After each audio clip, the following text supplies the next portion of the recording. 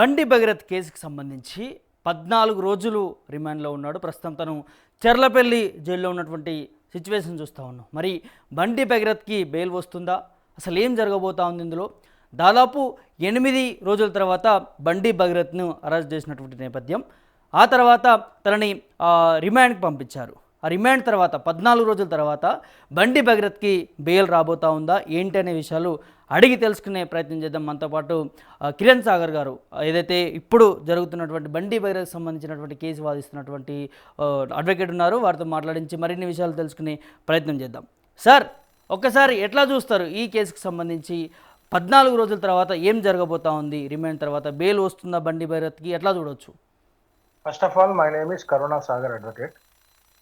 Second thing, డెఫినెట్గా bail వస్తుంది. మేము we're planning and to file a bail petition at the earliest. త్వరలో bail petition file చేస్తాం. File చేసిన తర్వాత డెఫినెట్లీ కోర్టు వారు నిర్ణయిస్తారు బెయిల్ విషయం ఏంటిది అనేది. కాబట్టి మాకు బెయిల్ వస్తుంది, తప్పకుండా నమ్మకం ఉంది. సార్, అంటే ఇక్కడ పోక్సో కేసుకి సంబంధించి పలు సెక్షన్లు పెట్టడం జరిగింది. ఏదైతే ఇక్కడ బాధితురాలకు సంబంధించి రెండోసారి విచారించిన తర్వాత ఈ సెక్షన్లని మరికొన్ని సెక్షన్లు ఇప్పుడు చూస్తున్నాం. బిఎన్ఎస్ సంబంధించినటువంటి 5/1 రెడ్ విత్ 6 అనే సెక్షన్ని చేర్చారనేది చర్చ నడుస్తుంది. దీని ద్వారా 20 సంవత్సరాల పైగా జైల్లో ఉంటారనేది సోషల్ మీడియా మాధ్యమాల ద్వారా కూడా వినిపిస్తుంది. ఎట్లా చూడొచ్చింది? అవంతా ట్రయల్ అయిన తర్వాత ఉంటుంది. ఇప్పుడే ఉండరు 20 సంవత్సరాలు. రిమాండ్ చేయగానే 20 సంవత్సరాలు జైల్లో ఎవరు ఉండరు. ట్రయల్ అయిన తర్వాత ఒకవేళ కోర్ట్ ఫైండ్స్ హిమ్ గిల్టీ, ఆ సెక్షన్స్ గిల్టీగా ఫైండ్ చేస్తే మాత్రమే 20 సంవత్సరాలు ఉంటారు. ఇంకా చాలా ప్రాసెస్ ఉంది. ఇంకా ఇది చాలా ఇనిషియల్ స్టేజ్. ఇప్పుడే ఎఫ్ఐఆర్ అయ్యింది, ఇప్పుడే రిమాండ్ అయ్యారు. అండ్ ఇంకా ఇన్వెస్టిగేషన్ చేయాల్సి ఉంది. ఇన్వెస్టిగేషన్ తర్వాత పోలీస్ వాళ్ళు ఛార్జ్ షీట్ ఫైల్ చేస్తారు. కాబట్టి టైం ఉంది ఇంకా అవన్నీ డిసైడ్ చేయడానికి. కోర్టు ట్రయల్ అయిన తర్వాత అప్పుడు పనిష్మెంట్ అవుతుందా లేదు తెలియదు. సార్, ఇక్కడ ముందస్తు బెయిల్ కోసం వెళ్ళిన సందర్భం కనిపించింది. ఇవాళ ముందస్తు బెయిల్కి సంబంధించినటువంటి హైకోర్టులో ఉన్నట్టుగా తెలుస్తుంది. ఏమి దీని మీద అప్డేట్స్ ఏంటి సార్? ఎట్లా చూడవచ్చు? ముందస్తు బెయిల్ చూడండి, మేము ఫస్ట్ బెయిల్ పిటిషన్ ఫైల్ చేసింది ఓన్లీ ఫర్ యాంటిసిపేటరీ. ఇప్పుడు సబ్సిక్వెంట్గా యాంటిసిపేటరీ బెయిల్లో ఆల్రెడీ ఆర్గ్యుమెంట్స్ అయిపోయాయి. కాబట్టి ఆర్గ్యుమెంట్స్ అయిపోయిన తర్వాత ఆ కేసును రిజర్వ్ చేసుకున్నారు జడ్జి గారు. రిజర్వ్ చేసుకొని ఈ రోజుకి పోస్ట్ చేశారు. లాస్ట్ ఫ్రైడే నుంచి ఈ రోజుకి పోస్ట్ చేశారు. అంత లోపల మేము పోలీస్ వారికి సహకరించాలన్నటువంటి ఉద్దేశంతో పోలీస్ వాళ్ళకు అప్రోచ్ కావడం, పోలీస్ వాళ్ళు సరెండర్ కావడం, దాన్ని అరెస్ట్ చేయడం, తర్వాత సబ్సిక్వెంట్గా ఒకసారి యాంటిసిపేటరీ బెయిల్ పెండింగ్ ఉన్నాక అరెస్ట్ అయితే ఆ యాంటిసిపేటరీ బెయిల్ ఇన్ఫెక్షన్స్ అవుతుంది కాబట్టి ఆటోమేటిక్గా అది విత్డ్రా అయిపోయాయి.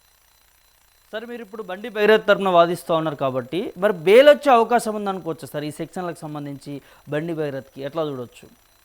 ఎస్, కంపల్సరీ బెయిల్ వస్తుంది. అంటే కంపల్సరీ బెయిల్ వస్తుంది అంటున్నా. అంటే ఏ త్రూ ఎట్లా రావచ్చు అనుకోవచ్చు ఇప్పుడు ఆ సెక్షన్లకు సంబంధించి కూడా? సో ఏ ప్రకారం వస్తుంది అంటే, jail is an exception, bail is the rule అని సుప్రీంకోర్టు చెప్పింది. యూఏపీఏ కేసెస్లో కూడా jail is exception, bail is the rule అని చెప్పింది సుప్రీంకోర్టు అనేక మార్లు. కాబట్టి డెఫినెట్గా 20 సంవత్సరాలు అయితే జైల్లో పెట్టి ట్రయల్ చేయరు కదా. పోలీస్ వాళ్ళు ఛార్జ్ షీట్ ఫైల్ చేసేంత వరకు ఒకవేళ కండిషన్స్తో కూడిన బెయిల్ ఇవ్వాలనుకుంటే డెఫినెట్గా కోర్టు బెయిల్ ఇస్తుంది. అంటే ఇక్కడ కొంతమంది రీసెంట్గా కొన్ని కేసెస్, ఇదే ఫోక్సోకు సంబంధించినటువంటి కొన్ని కేసులు కూడా ఫన్ బకెట్ భార్గవ్ అంటూ తను కూడా 20 సంవత్సరాలు జైల్లో ఉంటున్న పరిస్థితి కనిపిస్తూ ఉన్నాయి. అంటే జనాల్లో ఒకటి అపోహ మిగిలిపోయింది, ఫోక్సో కేసు అనగానే 25 సంవత్సరాలు జైల్లో ఉండాల్సి వస్తుంది అనేది గట్టిగా వినిపిస్తున్న పరిస్థితి. ఎట్లా చూడవచ్చు దీన్ని? అంటే ఆ కేసు ఈ కేసు వేరే అనుకోవచ్చా? చూడండి, every case has its own footing. ప్రతి కేసు ఒకలాగా చూడడానికి లేదు, ఒక్కొక్క కేసు ఒక్కొక్కలాగా ఉంటుంది. ఓకే, ఇప్పుడు ఈ కేసులో ఉన్నటువంటి పరిస్థితి వేరే కేసులో ఉన్న పరిస్థితి ఒకలా ఉండడానికి వీల్లేదు. దీన్ని ఒకటేసారి కలిపి చూడడానికి వీల్లేదు. డెఫినెట్గా ఈ కేసులో బెయిల్ వస్తుంది. మేము ఇన్వెస్టిగేషన్కి పూర్తిగా సహకరిస్తాం కూడా. కోర్టులో మా దగ్గర ఉన్న ఆధారాలు ప్రవేశపెడతాం టైం వచ్చినప్పుడు. అలాగే కోర్టు ట్రయల్ని ఫేస్ చేస్తాం. కోర్టుల మీద, న్యాయ వ్యవస్థ మీద, జ్యుడిషియల్ ప్రొసీజర్ మీద మాకు పూర్తి నమ్మకం ఉంది. డెఫినెట్గా ఈ కేసు నుంచి బండి భగీరథ్ నిర్దోషిగా బయటకు వస్తాడు. అంటే బాధితురాలి తల్లికి సంబంధించి కూడా ఒక 18 అంశాలు లేఖ రాసిన పరిస్థితి కనిపించింది. ఆ లేఖను ఎట్లా చూడొచ్చు? నా కూతుర్ని మైనర్ అని తెలిసినా కూడా లైంగికంగా వేధింపులకు పాల్పడ్డాడు అంటూ కూడా కొన్ని సిచ్యువేషన్స్ డేట్తో సహా తను చెప్పడం జరిగింది. సో ఈ విధంగా ఈ కేసుకి సంబంధించి ఇందులో ఒక కీలక మలుపు ఉంటుందనేది చర్చ. ఎట్లా చూడొచ్చు దీన్ని? చూడండి, ఆ లెటర్ అనేది, అలియజ్డ్ లెటర్ అనేది బాధితురాలి తల్లే రాసిందని ఎవరు చెప్పాలి? తనే చెప్తున్నది కదా సార్. తను ఎక్కడ చెప్పింది వచ్చి? ఆ లేఖలో పేర్కొంది తన సంతకం కావచ్చు. మీరు కూడా రాయొచ్చు, అది మీరు కూడా రాయొచ్చు. ఆ లేఖ ఎవరో వెస్టర్న్ ఇంట్రెస్ట్ ఉన్నటువంటి వాళ్ళు రాయొచ్చు.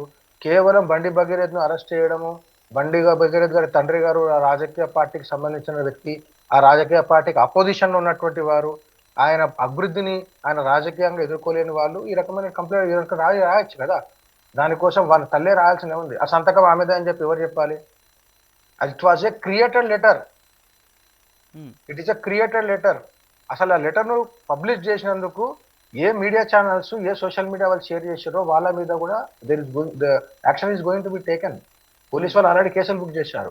You can't reveal the details and identities of the victims.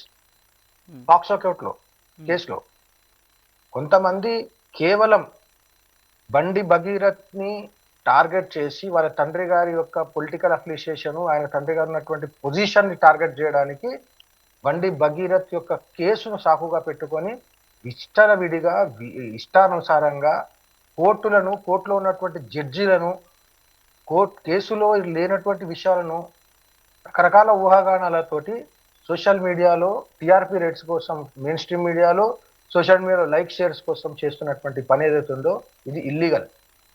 ఆ లెటరు వాళ్ళ తల్లి రాయలేదు. I can say it.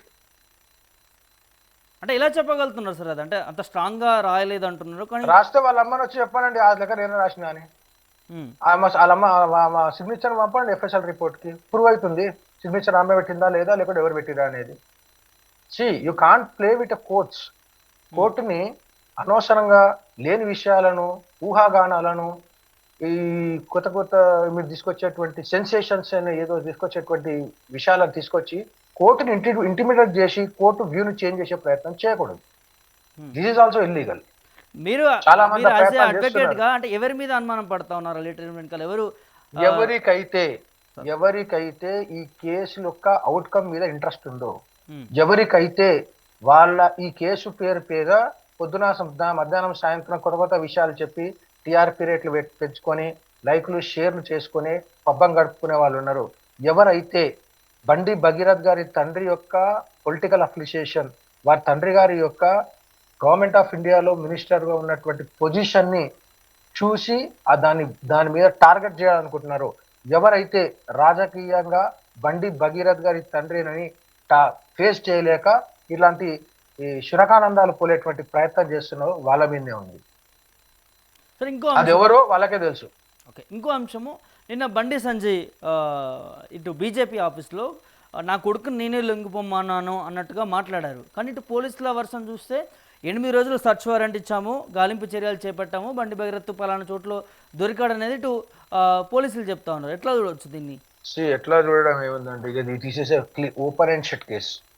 ఈ విషయాల మీద అనుమానాలు ఉండాల్సిన అవసరం లేదు. First thing. సెకండ్ థింగ్ ఏంటిదంటే, ఏ రోజైతే మేము సరెండర్ చేశామో, ఏ రోజు అంటే 9th రోజు మేము సరెండర్ చేసాం.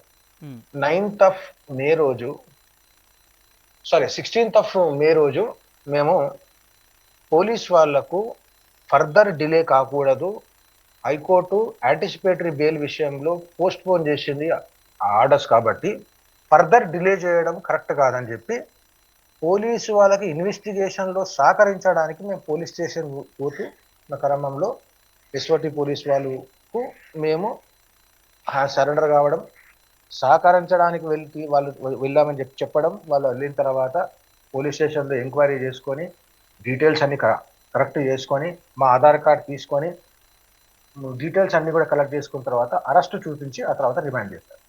దీంట్లో పోలీస్ వాళ్ళు అరెస్ట్ చేయడం ఏముందండి, any surrender is followed by arrest. Arrest అనేది ఒక ప్రొసీజర్లో ఒక పార్ట్. కానీ 3 బృందాలుగా 4 సరెండర్ అయినా బృందాలుగా వాళ్ళు మీరు సరెండర్ అయినా వాలంటరీగా వాళ్ళు పట్టుకున్నా సబ్సిక్వెంట్ గా అరెస్ట్ చూపిస్తారు. Arrest is a part of criminal procedure. Police వాళ్ళు చేయాల్సిన ప్రొసీజర్. సో ఇక్కడ హనీ ట్రాప్ జరిగిందనేది బండి భగీరథ చెప్పిన సందర్భం కనిపించింది మనకి. ఎట్లా చూడవచ్చు హనీ ట్రాప్ అంటే ఒక కేంద్ర మంత్రి కొడుకుని? చూడండి ఒక విషయం చెప్తారు. ఆల్రెడీ బండి భగీరథ్ వేసినటువంటి కంప్లైంట్ ఎఫ్ఐఆర్ అయింది. విక్టిమ్ యొక్క మదర్ ఇచ్చినటువంటి కంప్లైంట్ కూడా ఎఫ్ఐఆర్ అయింది. ఇవి రెండు కోర్టు పర్యవేక్షణలో ఉన్నాయి. ఎస్ఐటీగా ఏర్పడి ఇన్వెస్టిగేషన్ జరుగుతోంది. ఈ సమయంలో ఆ కేసు వివరాల పైన, ఈ 2 కేసు వివరాల పైన మీడియాలో డిస్కస్ చేయడం అనేది against court, against judicial proceedings. కాబట్టి ఆ పైన మనం మాట్లాడుకోవడమే మంచిది. తర్వాత బండి సంజయ్ గారి పేరును తన కొడుకు పైన ఉన్నటువంటి కేసును రిఫర్ చేస్తూ ఏ సోషల్ మీడియా ఛానల్, ఏ యూట్యూబరు, ఏ ట్విట్టర్, ఇన్స్టా మరియు ఫేస్బుక్ లో కూడా పోస్ట్ చేయొద్దు, మెయిన్ స్ట్రీమ్ మీడియాలో కూడా పబ్లిష్ చేయొద్దు అనే రెస్ట్రెంట్ ఆర్డర్ ఉంది సిటీ సివిల్ కోర్టు నుండి. First thing. సెకండ్ థింగ్ ఏంటంటే ఇన్ని రోజులుగా బండి సంజయ్ గారి పేరు వాడుతూ ఏదైతే ఈ కేసుల విషయం రిపోర్ట్ చేశారో ఆ విక్టమ్ కంటెంట్ ను కూడా డిలీట్ చేయాలని చెప్పి ఆర్డర్ ఉంది. Any wilful violation of this orders amounts to contempt of court. కాబట్టి మీరు కూడా బండి సంజయ్ గారి పేరును ఈ కేసు విషయంలో రిపోర్టింగ్ చేసేటప్పుడు వాడకపోవడం మీకే మంచిది. కోర్టును మీరు గౌరవించినట్టు ఉంటుంది. ఓకే, ఫైనల్గా ఏం చెప్తారు సార్ ఈ కేసుకి సంబంధించి? బండి భగీరథ్ బెయిల్ నుంచి బయటకు వస్తున్నారు అని చెప్తా ఉన్నారు. 100% బండి భగీరథ్కు ఈ కేసులో కోర్టు నుంచి బెయిల్ వస్తుంది. ఈ కేసులో పూర్తిగా ఇన్వెస్టిగేషన్కి సహకరిస్తాం పోలీస్ వారికి. అవసరమైనప్పుడు కోర్టులో కూడా మా దగ్గర ఉన్నటువంటి ఆధారాలను సమర్పిస్తాం. ట్రయల్ను ఫేస్ చేస్తాం. కోర్టుల పైన, న్యాయ వ్యవస్థ పైన, జ్యుడిషియల్ ప్రొసీజర్ పైన పూర్తి నమ్మకం ఉంది కాబట్టి మేము సహకరిస్తాం. ట్రయల్ ఫేస్ చేసిన తర్వాత ఈ కేసులో బండి భగీరథ్ నిర్దోషిగా బయటికి వస్తాడని మేము పూర్తిగా నమ్ముతాం. Thank you so much for joining Karun Sagar గారు. అంటే ఇది ఓవరాల్గా బండి భగీరథ్ సంబంధించిన ఒక 10 రోజుల నుంచి 15 రోజుల నుంచి కూడా ఇదే చర్చ. బండి భగీరథ్ 20 సంవత్సరాలు జైలు శిక్ష పడుతుంది, తను జైల్లో గడపాల్సి వస్తుంది అనేది సోషల్ మీడియా మాధ్యమాల ద్వారా కూడా చర్చ నడుస్తున్న పరిస్థితి కనిపిస్తుంది. సో ఇవాళ ఈ కేసును వాదించేటటువంటి అడ్వకేట్ కూడా మనతో లైవ్లో జాయిన్ అయ్యారు. తను కూడా చెప్తా ఉన్నారు బండి భగీరథ్కి ఖచ్చితంగా బెయిల్ వస్తుంది, సోషల్ మీడియా మాధ్యమాల్లో తప్పుడు సమాచారం ఇవ్వద్దు అంటూ కూడా మన అడ్వకేట్ కరుణ్ సాగర్ గారు చెప్తున్నటువంటి సందర్భం కనిపిస్తాం. చూద్దాం మరి ఏం జరగబోతుంది. 14 రోజుల రిమాండ్ తర్వాత బండి భగీరథ్కి బెయిల్ మీద బయటకు వస్తారా ఏంటి, ఎలా ఉండబోతుంది అనేది కూడా చూసే ప్రయత్నం చేద్దాం.